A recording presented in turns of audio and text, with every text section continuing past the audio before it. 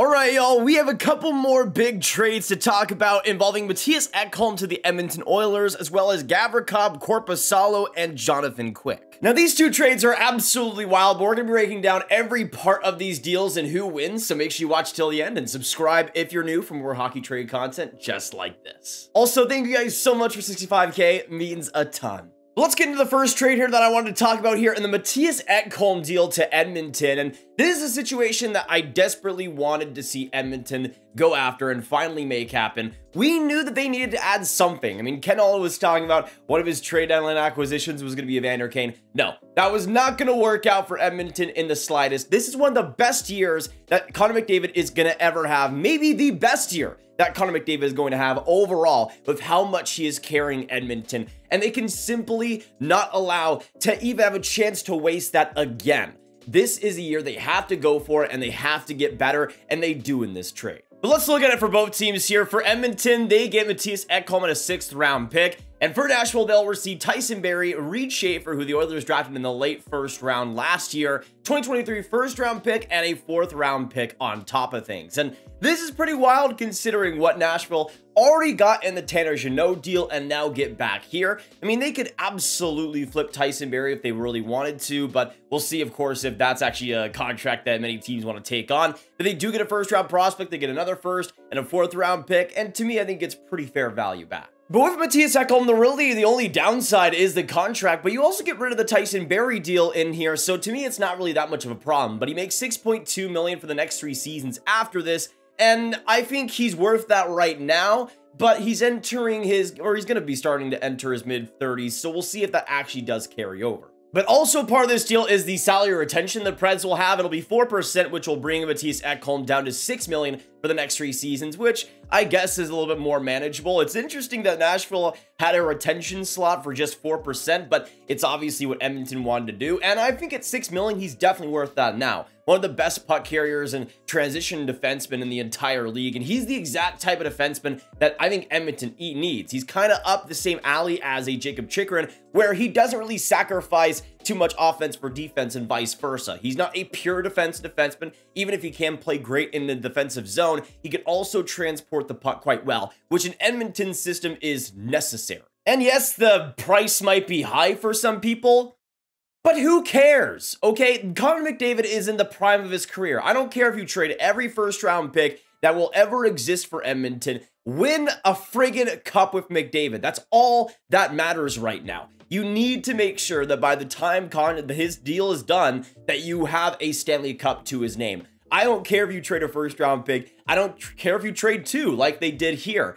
Mattias Ekholm makes them so much better right now. And if he's able to continue that play that he had in Nashville for this year and next, then this is an excellent premier deal to make. And it's obvious that for Edmonton as well, they didn't really want to go for the Jakob Chychrun price that Arizona was likely asking for. But Mattias Ekholm is a great addition and a great bet on that top 4 for a defense that desperately needed it. Now, on top of the 1st round pick, let's also look at what Edmonton gave up in the prospect side of things, with Reed Schaefer being the main one. At 19 years old, 6'3", 214 pounds, he was drafted 32nd overall by the Oilers with the last pick in the 2022 NHL draft. And you can see this year in Seattle with an absolutely stacked WHL team in the Thunderbirds. In 44 games, he has 23 goals, 24 assists for 47 points. And to me, he's been good in the WHL this year, but definitely not as much production as you'd want for a team as stacked as Seattle. And you can see in the World Juniors, he was kind of a non-factor, getting 1 point in 7 games for Team Canada, even if he was a part of that roster.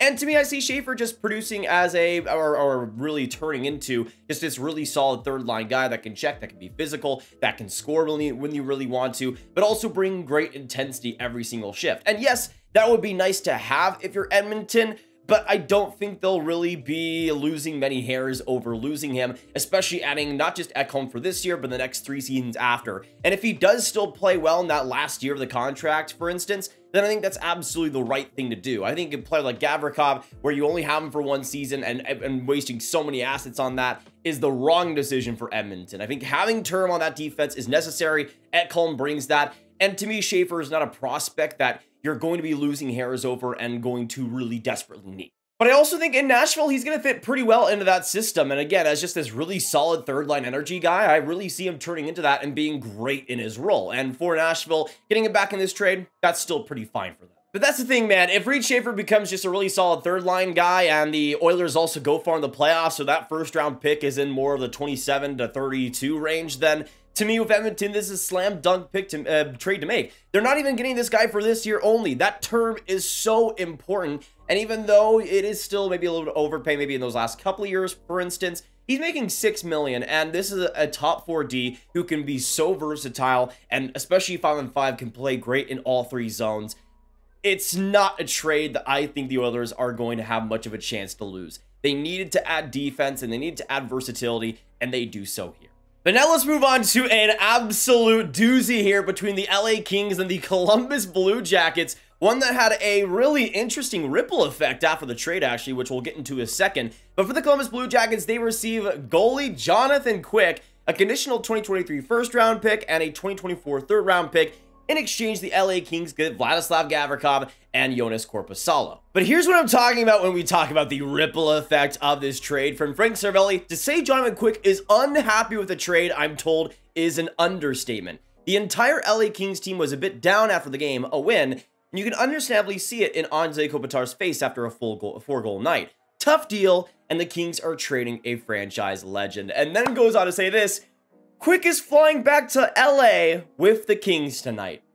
Woo. And yeah, so there's been a lot of controversy around this, a lot of talk around this. With Jonathan Quick, he gets traded to Columbus, and apparently he is furious with this deal. And if I'm Jonathan Quick, I absolutely see why. You're a franchise legend, you've won 2 Stanley Cups. You probably think you deserve way better than this, than to be traded to the Columbus Blue Jackets of all teams. And I can definitely see where he's coming from with that. And it's really tricky because there's really 2 sides to this. There's the business side where it's just pure business and that's what it is. And with Jonathan Quick, he was horrible this season, had a large cap hit, and LA couldn't really juggle that while also improving the team. And that makes a lot of sense on LA's side. As well as for Jonathan Quick, he didn't have a no trade clause or anything in part of his contract. So he was still laying the risk out there and taking that risk of being dealt. That's what happens when you don't have those no move clauses a part of your deal. There's always a chance that you can get dealt. And especially with Quick's poor performance this year, it really makes sense on the business side of things, 110%.